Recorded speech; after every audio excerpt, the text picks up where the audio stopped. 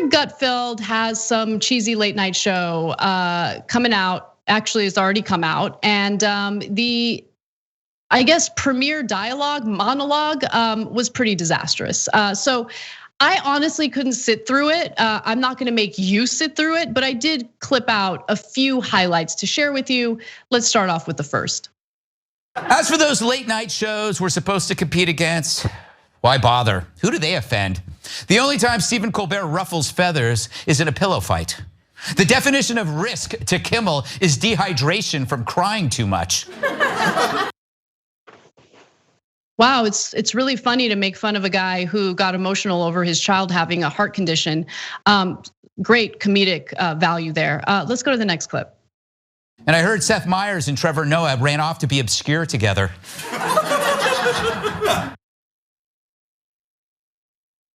Was that a gay joke? Really? Like, what was that? I think Brett says no. Joke.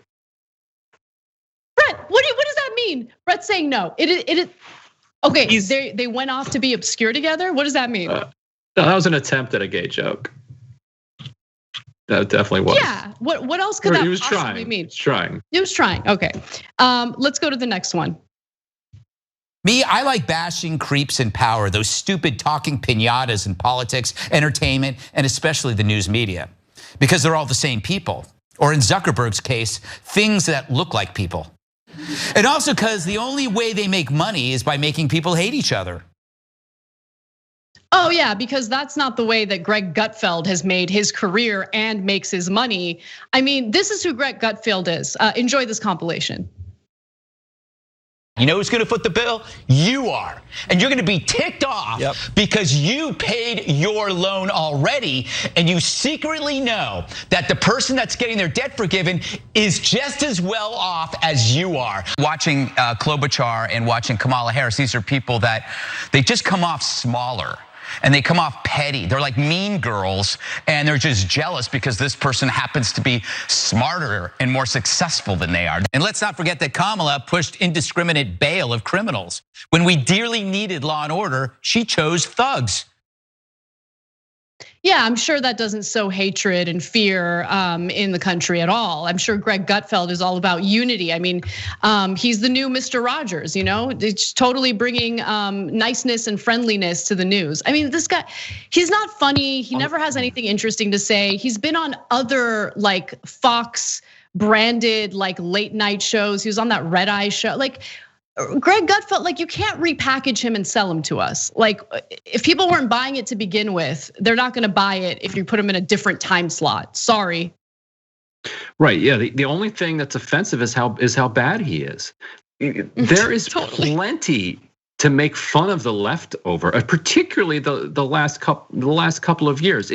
Talk about a target-rich environment, and look at the president of the United States. That guy is just ripe for ridicule. You could pick apart his press conference, whatever, but like those were not even jokes that he attempted at the beginning. I've always been fascinated that he calls himself a comedian. Because apparently it's an identity. Like you can self-identify as a comedian without actually ever saying anything funny. A family member of mine actually bought me one of his books like 5 years ago or something. That's how I learned that he wrote books. And I tried. I was like, I've seen this guy on The Five. The Five I thought was a funny show, unintentionally so. Thought it was hilarious. So I'm like, I see that guy. We used to laugh and watch it at HuffPost when it was in its heyday. And it was just an impenetrable. There was nothing, you couldn't even quite tell when he was trying to be funny.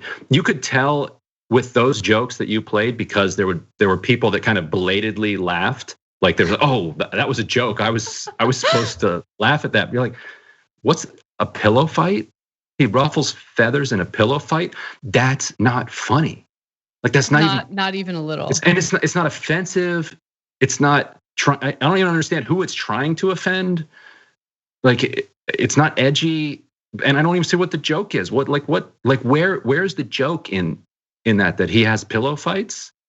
That's not funny. Yeah, it's not funny, and it's also not funny. Like for me, I mean, look, I know that people have different preferences, but for me personally, comedy is not comedy when you're punching down, right? And so making fun of Kimmel crying, and he's always done that in the context of thinking about his child who had a heart condition, is not funny. Like it's not in any way funny, because in that particular instance, you're punching down and you're making light of something that's horrible. That's absolutely horrible. So that really stood out to me. It's still pretty unclear what he was talking about when he mentioned. But if it were funny, like what was even his joke that he cried so much he had to drink a lot of water? Like he was dehydrated from crying so much. Like I wouldn't rule out. I would disagree with you only in that I would never rule out the possibility that somebody like a Chappelle could make something funny out of that. That even Kimmel would be like, okay, you know what? Actually, that was funny. That was legit funny. Mm-hmm. It exposed something about the experience in a humorous way that made me see it differently, made me laugh. He's dehydrated from crying. That's not funny. It's infuriating how not funny that is. Like that's not really even an attempt at a joke. And usually at the beginning of your run, you're coming with your best material. What is that? Oh my gosh. Oh, it's gonna be wonderful. I mean, I hope they don't cancel it. I mean, you know that we're gonna have lots of fun content to dunk on, which I'm looking forward to. But that's the thing. It's not even fun. Like it doesn't even rise to the level of like Bill O'Reilly. Like you could watch him and he was like hilariously awful and ridiculous. And like once you like got past his shtick, like this is like he's so bad, it's funny. But Gutfeld, there's something about it that it's just kind of horrifying in like a pitiful, pathetic way that you can't even.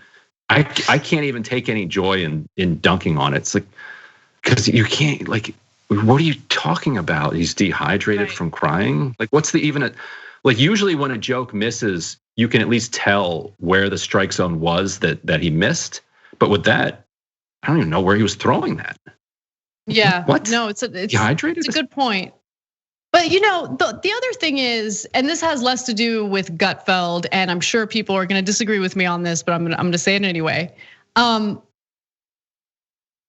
So like late night comedy shows, I feel like they're a little antiquated, and stop trying to make them a thing. Like this also reeks to me of like really holding on to that old school model. And I could be wrong. I should probably look up demographics of who watches these late night shows. But I would venture to say no one under the age of 55 watches late night shows, with the exception of John Iadarola. That's it. Those are the only people. Does he watch those? I know he likes. Well, it's like all live. It's like all live cable shows past like 8, 9 o'clock. That they just people under 50. It used to be people under 40, maybe 10 years ago. Now it's like people under 50. It's just not. People just don't participate in the consumption economy that way. Like people like me and younger, you and younger. We're gonna turn on Netflix or YouTube or we're just like there's too much good stuff that we haven't watched yet to take a flyer, even on Jimmy Kimmel, let alone Greg Gutfeld. You know what I watched for the first time last night because it's on HBO Max, The Shining. I know I should have watched it way earlier. That was an amazing movie, super creepy, but an amazing movie. Welcome to like the 1980s when that movie came out. But no, it was, and Kubrick, man, he's all about that symbolism. Like he leaves a lot of questions in your mind. Like what was that ending? I won't give any spoilers away, I promise. Okay, I'll back off of that. But yeah, you're right. There's just so much good content, and it's just hard to compete with like video on demand.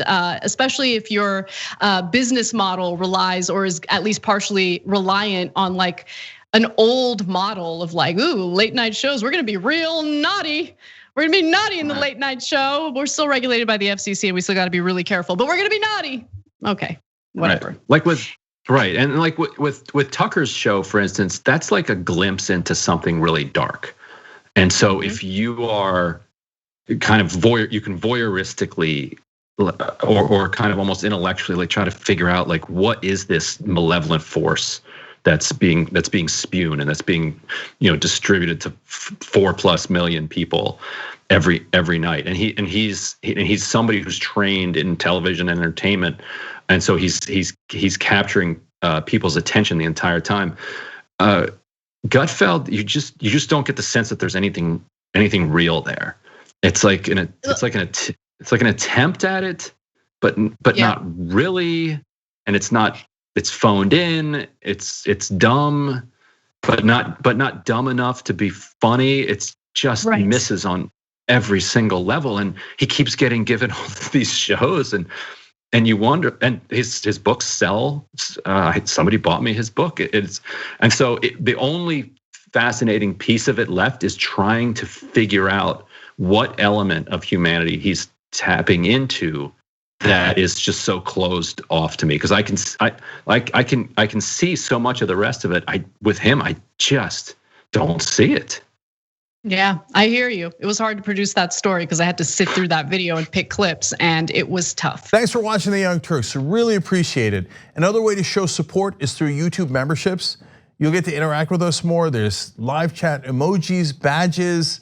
You've got emojis of me, Anna, John, JR. So those are super fun. But you also get playback of our exclusive member-only shows and specials right after they air. So all of that, all you gotta do is click that join button right underneath the video. Thank you.